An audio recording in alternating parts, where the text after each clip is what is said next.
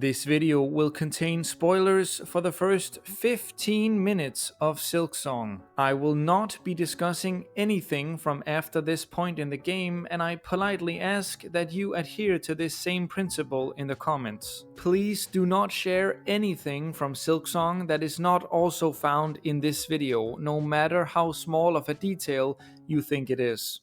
Thank you. A convoy emerges in the distance.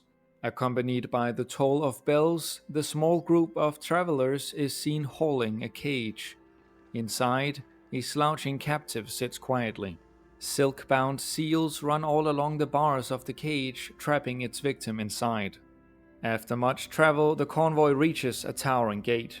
Venturing inside, they must cross a brittle cobblestone bridge. But before being able to do so, a winged apparition appears and breaks the seal. Trembling, unaware of what has just occurred, the caged lady raises her gaze, and moments later, the bridge falls. Act 1. Farloom.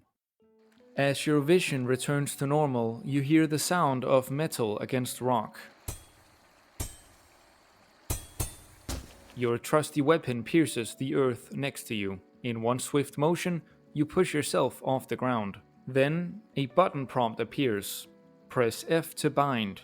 No dialogue required, no cryptic in-universe text message, just a single button you must press to gain control over your character. You press the suggested input and 3 masks are immediately restored. Given that you noticed this change in the top left, the game has already taught you how to heal. Granted, I actually missed this when first starting the game, but even if you fail to notice that binding restores your health, the game will remind you again as soon as you fall below a certain number of masks and have the required resources to heal. Anyway, the game now seemingly expects you to know how to move left and right.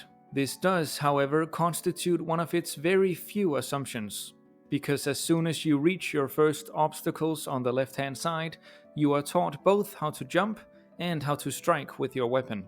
But you're not done here just yet. As the curious soul you are, you walk to the right, expecting a secret much like in the original game, but the way is blocked. Dang it. No secret this time? Well, that's not quite true. The game just expects a little bit more from you. A simple leap of faith. As the secret cavern opens up, you are greeted with an ancient statue. And obviously, breaking this priceless relic wide open is the only logical course of action. I could not tell you how picking up a shell shard would sound in real life. And yet these sound effects are spot on. Must be the Geo of Silksong, I thought to myself. So, are we done here? Not quite. Listening closely, a vague snoring can be heard from up above. And jumping in just the right spot lets us enter the sleeping quarters of a large beast. You probably shouldn't disturb him. I told you so. You grab your cocoon and move on. Already, you've been taught how to restore health, jump, attack, reclaim your cocoon, and collect resources. You've been shown that there are secrets to find, enemies to fight, and areas you should probably return to later. And all that from a single room. As the name of the area is woven into being, the music kicks in.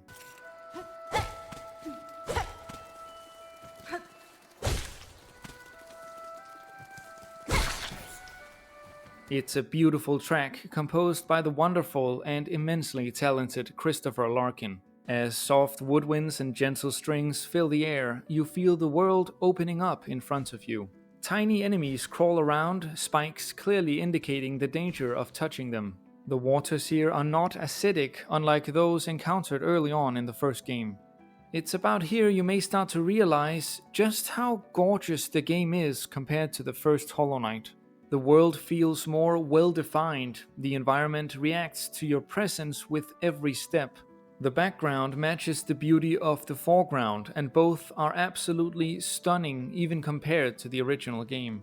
I must assure you that none of what I'm saying is YouTuber over-exaggeration. I truly mean every single word I tell you, and here's what I was thinking to myself at this point. This game is significantly more stunning than Hollow Knight. I never thought that was possible. I think the original Hollow Knight is gorgeous, but exploring Silksong, I now realize that I lacked the imagination to conjure up anything more beautiful. The visual design, the animations, the attention to detail, the sound design, the music, it's all truly beyond comprehension. A new enemy type makes a silent remark on behalf of Team Cherry. Even with hundreds of hostile encounters in the original Hollow Knight, we've still got fresh new ideas to show off. The room opens up just enough to where you feel like you're choosing your own path, but not enough to where you're getting lost. Climbing up and to the right, you find a strange pulsating fruit. Knocking it down, you're able to pick it up. Mossberry. The only thing you could pick up so easily in the first game was Geo, but we already found the currency of this game, the shell shards, so what's going on? Is this another type of currency, or does Silksong have a richer collection system? Only time will tell, I suppose. These bugs don't seem very hostile. I guess one of you can get to live. In the next room, we're overcome by exhaustion. At least that's what the shaking of our health bar seems to indicate. Well, not much to do about that now. Onwards we go, soon after presented with a quick tutorial on how to look down. A great change from what was a somewhat hidden tutorial in the first game. Frayed rosary string. At this point, I was overcome with curiosity. I had to find out what this was. Opening my inventory, a few things stood out immediately. Items are split into two categories. One contains a few of our essential tools, as well as the berry we found, while the other contains the string. It seems that we can break it apart to collect some currency? Hold on, are there two types of currency in this game? Fascinating. These rosaries are likely the game's geo, and the shards are made for crafting? Holy moly, that's awesome. Anyway, this is all probably a bit too much right now, so let's close it down.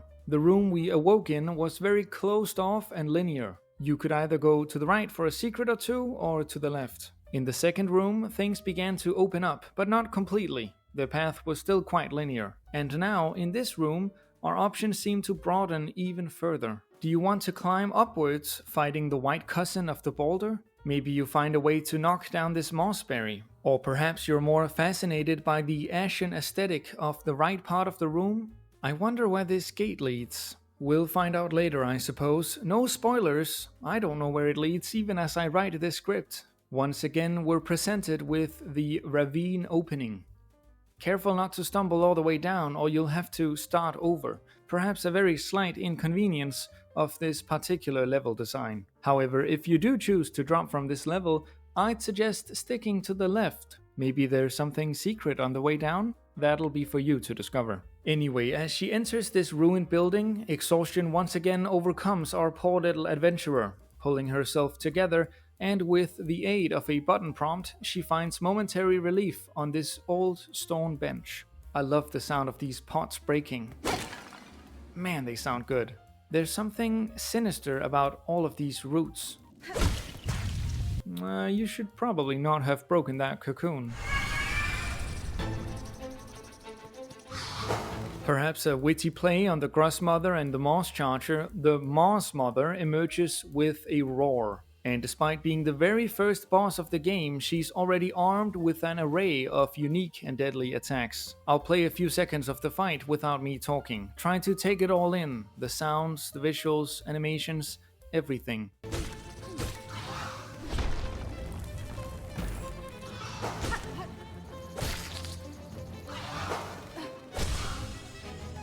The intense strings bring excitement to the fight, even during moments of visual calmness. The combat is smooth, fluid, and every hit, especially the downslashes, feel punchy, impactful, and rewarding. The boss clearly lets you know that she's staggered with a white circle above her head, and with one final, devastating blow,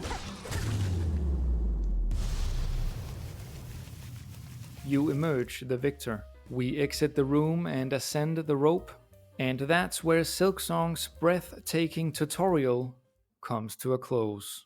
If you'd like to see more videos like this one, where I take apart a specific element of Silksong, making sure to give you a spoiler warning beforehand, please consider liking the video and subscribing to the channel. I'm doing my absolute best to avoid spoilers myself and to help you do so as well, so once again, I ask you to refrain from commenting anything down below that was not shown in the video. I want everyone to be able to scroll down to the comments without fear of having any part of the game spoiled for them. Thank you so much for watching, and I hope you have a wonderful day. Goodbye.